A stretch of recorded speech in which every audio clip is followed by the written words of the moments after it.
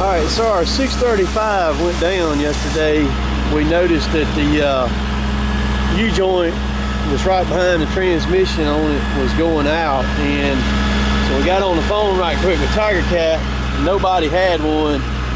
This son of a gun right here, let me tell y'all, this is one big freaking U-joint.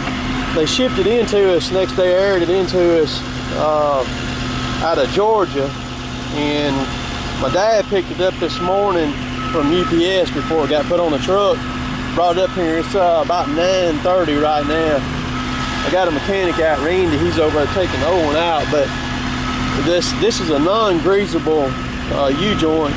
I kind of have mixed feelings about non-greasable stuff. I don't really care for them that much. But this U-joint is a lot larger than what's in our log trucks. I mean, this son of a gun right here is a man. Let me tell you, that thing right there is thick, very thick.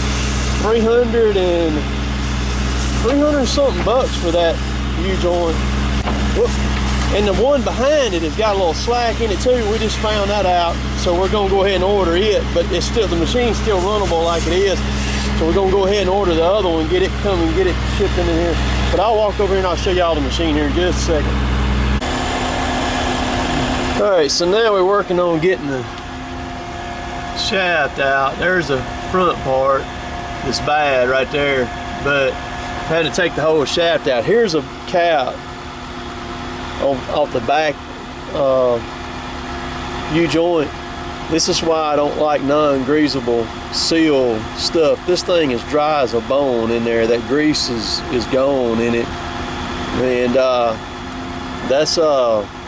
that's pretty poor choice in my opinion as far as Tigercat goes, to use something like that that's in that kind of load like that all the time, because we're gonna have to replace that back one too. We're gonna put this cap back on there. It's still gonna be runnable when we put it on, but we're gonna go ahead and we're ordering that other one too to go and replace it next week. But that's not cool. They ought to have those things where you can grease them. Like I said, this thing is dry as a bone in there. All right, Tigercat, I know y'all watch these videos, man. Y'all can do better than that right there. This machine will be 2 years old in June. That's not too cool. Got to put some grease fittings on that thing, man. Got to. Where'd them bolts go? Where'd that worst one go? See, it done gotten in that bolt right there.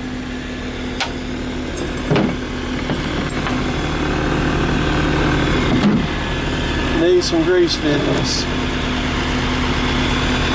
See, this is the other side of the other one right here that goes on. That's the one that we just replaced right there. And this is the other end that's so dry, those caps I was showing y'all, it's already starting to take the chrome off of this right here. We're gonna put that back together. I got another one coming. We'll fix it next week probably. But we had to take the whole shaft out of it to get it out of there. So it's starting to rain. I'm gonna put my camera up so it don't get wet or anything, but that's the gist of it. That's the adventure for the day. Show you the inside of it here and what it looks like. Right there's where the one that went bad right there. And then there's the other end. And see, we'll have to take this thing and pull it back apart next week. But at least we'll be able to run the machine though. So that's a good thing. But I'd like to see that improved right there, man. I wasn't expecting to run across that like that. I mean, I knew they wasn't greasable, but this machine, man, got some horrendous force in that center part right there when it's pulling the loads that it pulls. So, and then these are both those caps that we're gonna put back on. We're probably gonna put some grease in them and then stick them back on. So we'll catch y'all later. All right, I'm gonna show y'all something else here I just figured out on the universal joint. Check this out. Okay. This hole right there is threaded, and that's where a grease fitting goes, but they don't put one on there And it's got holes here too, and those holes go all the way through because I've already done stuck something through there and I could see it all the way through. So, because I was trying to figure out maybe if I could drill and tap here to get a grease fitting in it if it was hollow or not, and that's when I seen that, realized it had a hole there in that side. Of course, that side right there is solid. But man, even if you put a grease fitting right here, you wouldn't be able to get to it. It would have to go in right there. If you put one right here, you would have to put a 45 on it. And then, I don't know, you'd probably have to use one of those needle adapters to get grease to go in it. So my thoughts are, as Tigercat said, well, heck with it. They ain't gonna get to grease it no how. We'll just put it on there and run it, you know, run it to there. But I don't know, man. I'm a cause and effect type of person. I'm very curious, and so when something fails like this, I want to know why. So there's a reason. This thing is sealed, but it's not like a true sealed up U-joint would be.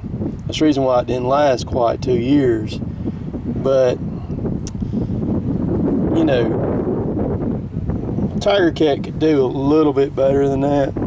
I am a little bit disappointed on that right there. And I know they'll watch this and see this and understand my sentiments there exactly. But I just want to point that out. That freaking hole right there is where grease fitting goes. So when we pull the shaft back out of it again here this next week, when we get ready to put the new one in it, I may try to stick a 45 on each U-joint and see if we can or cannot get grease to it later on. It's worth a try, you know what I mean? We'll catch y'all later. See y'all.